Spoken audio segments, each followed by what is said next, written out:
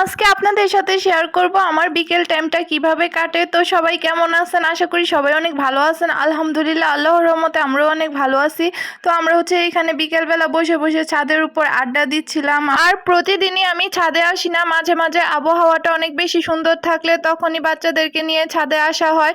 আর আজকে অনেক বেশি সুন্দর আবহাওয়াটা, মিষ্টি বাতাস আর অন্ধকার হয়ে আসছিল দিন, আর অনেক বেশি বাতাস ছিল। তো বাচ্চাদেরকে নিয়ে একটু ছাদে আসছিলাম। তো এখানে বসে আমরা একটু আড্ডা দিচ্ছিলাম, আর বাচ্চারা এদিকে খেলা করতেছিল। আর সন্ধ্যা হয়ে গেছিল। তারপর বাসায় চলে আসবো। এখন হাত পা পানি দিয়ে ধুয়ে নিচ্ছিলাম, কারণ এতক্ষণ খালি পায়ে হাঁটতেছিলাম ছাদের উপর।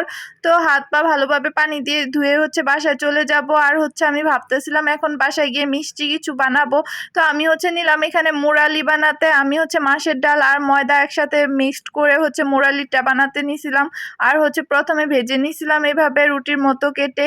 আর তারপর মুরালিগুলা চিনি দিয়ে ভাজা ভাজা করে নিছিলাম। অনেক বেশি মচমচে হয়েছিল। আর এদিকে আপনাদের ভাইয়াও সন্ধ্যার পরে এই মিষ্টিটা নিয়ে আসছিল। আমার খুবই পছন্দ হাড়িভাঙ্গা মিষ্টি, তাই বলেই নিয়ে আসছিল। বাচ্চাদেরকে দিয়ে দিছিলাম মিষ্টি খেতে, আর আমিও বসে বসে খাচ্ছিলাম।